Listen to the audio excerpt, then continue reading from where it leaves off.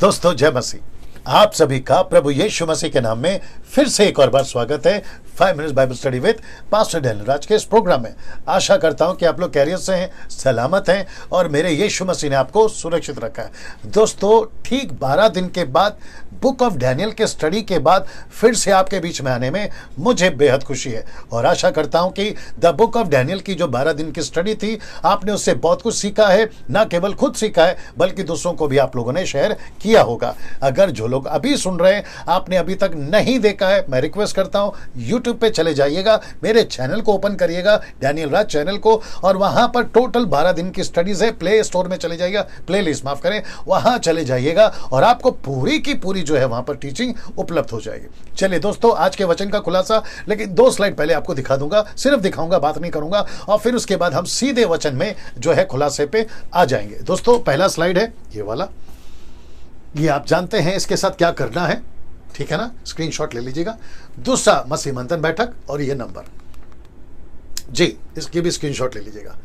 Now आप बात करता हूं आज के वचन का खुलासा। नाउ दोस्तों आज का वचन का खुलासा बहुत बहुत ज्यादा जरूरी है और मैं समझता हूं कि इसको नहीं समझने के चलते बहुत सारे लोग जो है गलत तरीके से इसको जो है अपने जीवन में लागू करते हैं, दूसरों को सिखाते हैं और उसके चलते जो है बहुत सारी गड़बड़ियां होती भी है। और मुझे भी कई लोगों ने कहा कि डैनियल भाई आप इसके ऊपर जो बात करिएगा, खुलासा दीजिएगा, और मेरी पूरी ईमानदारी के साथ, पूरी तैयारी के साथ कॉन्टेक्स्ट को स्टडी कर आपके बीच में मैं रखने जा रहा हूं। वचन कौन सा है? ये वाला, 2 कोरिन्थियों 8:9, 2 कोरिन्थियंस 8:9 इंग्लिश में आप लोग पढ़ लीजिएगा, मैं यहां हिंदी में चलूंगा।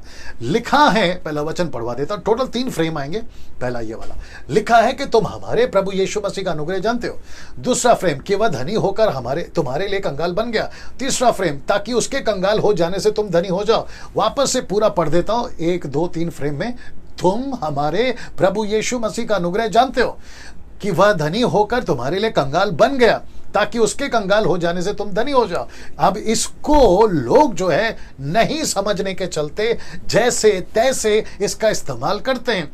कभी प्रार्थना करते वक्त में बिजनेस वालों के लिए इसको ठोक देते हैं, कभी घर की ओपनिंग में इसको ठोक देते मतलब कॉपी पेस्ट कर देते हैं। फिर कभी अगर किसी को वीजा चाहिए तो उसके ऊपर डाल देते हैं। अगर कोई पैसे के कंगाली में या फिर कर्जे में है तो इसको कॉपी पेस्ट कर देते हैं। मतलब इसको कहते हैं कि प्रभु आपने कहा है 2 कोरिन्थियों 8:9 में, अब इसके लिए ऐसा ही होने दे, जबकि ऊपर बैठा प्रभु बोल रहा होता है। और पौलुस इस बात को अगर आज की तारीख में देख ले तो वो खूब डांट लगाएगा। वो कहेगा कि इसके पीछे का संदर्भ अलग है। दोस्तों वो कह रहा होगा, सेवको तुम इसके संदर्भ को नहीं समझे, कॉन्टेक्स्ट को नहीं समझे, तो फिर इसको कॉपी पेस्ट कैसे कर रहे हो।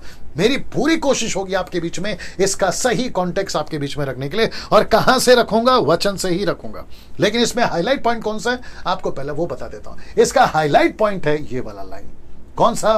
पहला फ्रेम, ये वाला फ्रेम। तो इसका हाईलाइट पॉइंट को पहले समझना होगा, तब जाकर आप ये वचन को समझोगे। लिखा है कि तुम, यानी कि अभी जो आप सुन रहे, तुम जो प्रचारक प्रचार करते वो तुम, डैनियल राज खुद भी तुम। लिखा है कि तुम हमारे प्रभु यीशु मसीह का अनुग्रह जानते हो। तो यहां पे सबसे पहले क्या जानना है? इसको, ये वाला लाइन, इसको जानना है। ये कौन सा वचन को कहां पे जोड़ना है, आप जब तक ये नहीं समझोगे, आप ये वचन को नहीं समझोगे, तो पौलुस क्या कह रहा है? वापस आ जाते, कहते कि तुम हमारे प्रभु यीशु मसीह का अनुग्रह नहीं जानते। तो ज्यादा फोकस किस पे? अनुग्रह पे। तो पौलुस कहता है पहले अनुग्रह को जानो। तो वो कहां धनी होकर भी कंगाल हो गया? अनुग्रह के क्षेत्र में धनी होकर वो कंगाल हो गया। अनुग्रह में बताऊंगा, ताकि उसके कंगाल हो जाने से तुम धनी हो जाओ। तो हम धनी किस में हो गए? अनुग्रह में। चलिए अभी मैं आपको वापस बता देता हूं कि पौलुस का हाईलाइट पॉइंट है अनुग्रह को नहीं जानते। तो अनुग्रह को जानोगे तो वचन को जानोगे, ये वाला।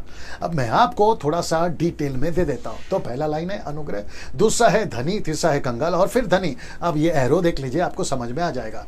तो अनुग्रह किसका? प्रभु का। धनी कौन था? प्रभु था। कंगाल कौन बना? प्रभु बना। धनी कौन बन गए? तुम बन गए।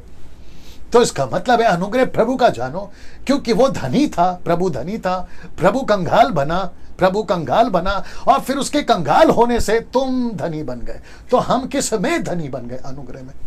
यहां पैसे का तो चक्कर ही नहीं है।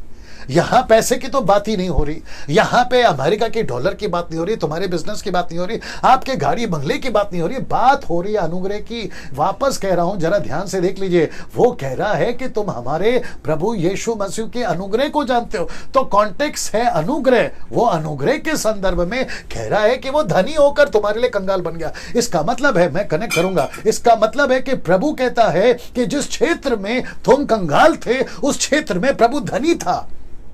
तो जिस क्षेत्र में तुम कंगाल थे, जिस क्षेत्र में प्रभु धनी था, उसको उसने उल्टा कर दिया, वो कंगाल बन गया, और जहां तुम कंगाल थे वहां वो धनी, वहां उसने तुमको धनी बना दिया। क्या बात है। सीधे वापस बोल देता हूं, प्रभु के अनुग्रह को समझो। पौलुस कहता है, तो जिस क्षेत्र में प्रभु धनी था उस क्षेत्र में हम कंगाल थे, और जिस क्षेत्र में प्रभु धनी था जहां हम कंगाल थे वहां प्रभु कंगाल बन गया और उसने हमको धनी बना दिया। तो उसने हमको किस में धनी बना दिया? उसने हमको अनुग्रह में धनी बना दिया। इसलिए हाईलाइट पॉइंट है, अनुग्रह को जानते हो। क्या बात है। सीधे वापस कहता हूं, यह है हाईलाइट पॉइंट। तो इसका मतलब है दोस्तों, अभी जो आप लोग सुन रहे हैं, खैर आधा तो आप लोग समझ गए, आधा आपको समझा देता हूं। वो कह रहा है कि तुम उसके अनुग्रह को जानो ना। दोस्तों अब प्रश्न उठता है, ये वचन उसने कब बोला? सच है कि उसने यहां बोला, ये बात सही है, 8 का 9 में बोला, लेकिन 9 का पहले 1 से 8 तक में क्या है वो भी बता देता हूं, तो हमको उसका कॉन्टेक्स्ट समझ में आ जाएगा। कॉन्टेक्स्ट क्या है आइए बताता हूं। तो कॉन्टेक्स्ट शुरू होता है पद 1 से, तो 1 से लेके 8 तक आपके बीच में रखने जा रहा हूं। आप लोग इसको बड़े ध्यान से देखिएगा। यहां छोटा दिख रहा है, आप अपनी बाइबल खोल लीजिएगा और मेरे साथ पढ़ना शुरू करेगा। मैं यहां से शुरू करने जा रहा हूं। लिखा है कि अब हे भाइयों, हम तुम्हें परमेश्वर के उस अनुग्रह का समाचार देते हैं जो मक्की दुनिया की कलीसिया पर हुआ, कि क्लेश की बड़ी परीक्षा में उनके बड़े आनंद और भारी कंगालपन के बढ़ जाने से उनकी उदारता बहुत बढ़ गई। उनके विषय में मेरी यह गवाही है कि उन्होंने अपनी सामर्थ्य भर, वरन सामर्थ्य से भी बाहर मन से दिया, इस दान और उस पवित्र लोगों की सेवा में भागी होने के अनुग्रह के विषय में हमसे बार बार बहुत विनती की। जैसी हमने आशा की थी वैसी ही नहीं, वरन उन्होंने प्रभु को फिर परमेश्वर की इच्छा से हमको भी अपनी ताई दे दी। ताई का मतलब है पाठ, पोषण, हिस्सा दे दी। फिर लिखता है यहां से, इसलिए हमने तीतुस को समझाया कि जैसे उसने पहले आरंभ किया था वैसे ही तुम्हारे बीच में इस दान के काम को पूरा भी कर ले। अब यहां से, सो जैसे हर बात में अर्थात विश्वास, वचन, ज्ञान और सब प्रकार का यत्न में और उस प्रेम में जो हमसे रखते हो बढ़ते जाते हो, वैसे ही उस दान के काम में भी बढ़ते जाओ। मैं आज्ञा की रीति पर तो नहीं, परंतु औरों के उत्साह से तुम्हारे प्रेम की सच्चाई को परखने के लिए कहता हूं। तो टोटल कॉन्टेक्स्ट क्या है वचन 9 को लाने से पहले 1 से 8 तक में? एक कलीसिया है मक्की दुनिया की, यहां पे कंगाली छाई हुई है, यहां पे पैसा चाहिए, यहां पे दान चाहिए। तो यहां पे कलीसिया के लोगों ने अपनी पैसों से मदद करी, एक कलीसिया को मदद करी, वो पैसा उन्होंने दिया। तो उसके संदर्भ में कि जहां पे कंगाली थी वहां पर किसी ने अपनी धन में से उनको पैसा दिया ताकि वे धनी हो जाए। सीधे यीशु धनी था, कलीसिया कंगाल थी। यीशु धनी था, कलीसिया पापी थी। यीशु अमीर था, कलीसिया गरीब थी। यीशु मसीह धनी होकर कंगाल बन गया ताकि जो हम गरीब हैं हम धनवान बन जाए। जैसे यहाँ पे कलीसिया के अंदर, जैसे यहाँ पे मक्की दुनिया की कलीसिया में जहां कंगाली चल रही थी, कुछ वहां पर भयंकर बातें चल रही थी, तो कलीसिया ने मदद करी, जिसके चलते वहां पैसा दिया गया। और उसके कॉन्टेक्स्ट में पौलुस उनको कह रहा है कि तुमने वैसा ही किया है जैसा यीशु मसीह ने अपने जीवन काल में हमारे लिए किया। अनुग्रह यह है कि वो धनी था, वो कंगाल बन गया ताकि जो हम कंगाल थे ताकि हम धनवान बन जाए। जैसे यहां पर कलीसिया गरीब थी और वो किसी के पैसों से वो कलीसिया का कंगालीपन चला गया और वो कलीसिया धनवान बन गए। सीधे वाह। अब इसको यीशु मसीह के बारे में कि यीशु ने कैसे अपनी कंगालता धन को दे दिया, वो कंगाल बन गया, कनेक्ट करने जा रहा हूं। फिलिपी की किताब 2:6-7 में लिखा है कि जिसने परमेश्वर के स्वरूप में होकर भी परमेश्वर के तुल्य होने को लिखा है कि अपने वश में रखने की वस्तु ना समझी, वरन अपने आप को ऐसा शून्य कर दिया, दास का स्वरूप धारण किया, मनुष्य की समानता में बदल गया। परमेश्वर होकर भी अनुग्रह से भरा था, पैसे से भरा था, धन से भरा था, रिचनेस से भरा था, लेकिन लिखा है कि शून्य हो गया। सीधे लिखा है कि शून्य हो गया। यह है उसका कंगालपन। वो शून्य क्यों हो गया? ताकि जो हम दूर थे परमेश्वर से, जो हम पापी थे, यीशु मसीह ने अपना धन दिया। धन क्या है? उसका अनुग्रह। धन क्या है? उसकी क्षमा। धन क्या है? उसका प्रेम। धन क्या है? उसका अपनाना। धन क्या है? वापस हमको और पिता से जोड़ना। वो धन परमेश्वर के पास में था, वो धन यीशु मसीह ने हमको दिया जो हमारे पास में धन नहीं था। यीशु मसीह कहता कि लो मेरा धन और तुम धनवान हो जाओ। इसलिए तो उसने कहा क्रूस के ऊपर, एली एली लमा सबक्तनी, मतलब हे परमेश्वर तूने मुझे क्यों छोड़ दिया? परमेश्वर कहता है कि बेटा मैंने तुझे इसलिए छोड़ दिया क्योंकि जिसको मैंने पहले छोड़ दिया था तेरे चलते मैंने उनको अपना लिया, क्योंकि उनका पाप जो है तूने उठा लिया और मैं पाप को बर्दाश्त नहीं कर सकता, इसलिए लिखा एली एली लमा सबक्तनी। वाह, कैसा लग रहा है दोस्तों? तो ये वचन कनेक्ट करता है 2 कुरिन्थियों 8:9 से। वो कंगाल बना, ये देखो, वो शून्य बना, उसने अपना पैसा दे दिया, अनुग्रह दे दिया, सब कुछ दे दिया, मतलब वो परमेश्वर होकर इंसान बन गया। और वो इसलिए ताकि हम परमेश्वर के साथ में जुड़ जाए ना। दोस्तों अब इसको देखिए, ये इंग्लिश में पहला फिर हिंदी में डालूंगा।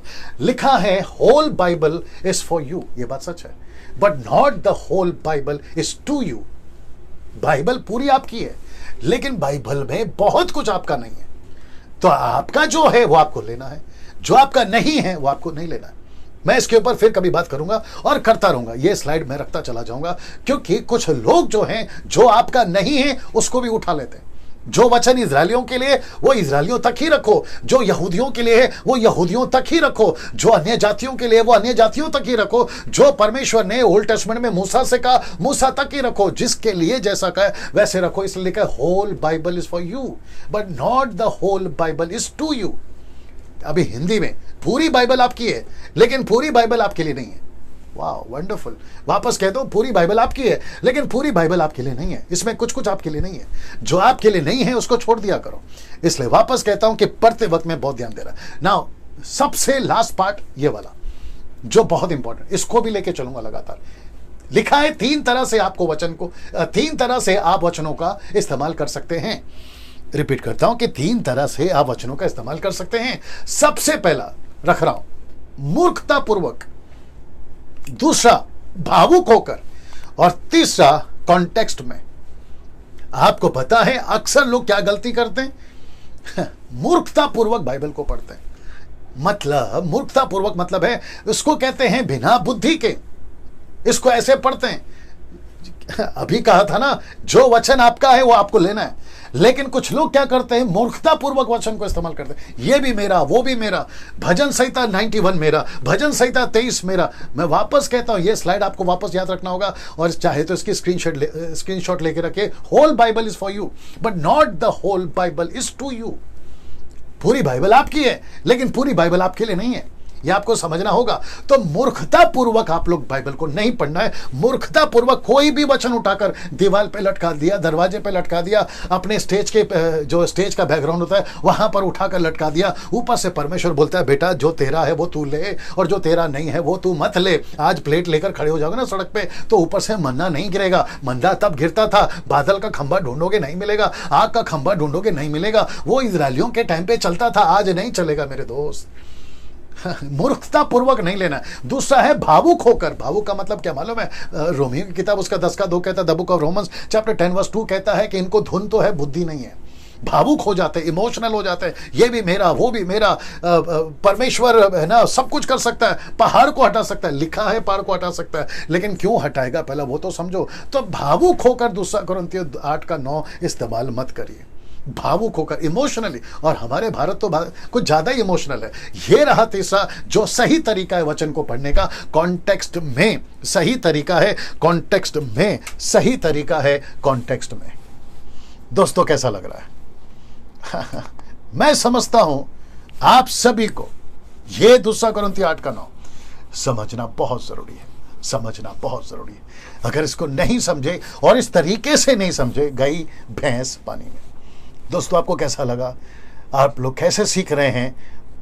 कमेंट्स बॉक्स पे या मेरा नंबर आपको मिलता है, ज़रूर कॉल करें, बताएं और प्रभु के राज्य में खूब आगे बढ़ें। वापस फिर मुलाकात होगी अगले वीडियो के साथ में। इसको याद रखिए, अगर आपने चैनल को सब्सक्राइब नहीं किया है ज़रूर करिए। ना मैं पैसे कमाता हूँ, ना आपको पैसे लगते हैं सब्सक्राइब करने के। अगले वीडियो के साथ फिर मुलाकात होगी। जय मसीह, प्रभु आपको आशीष दे।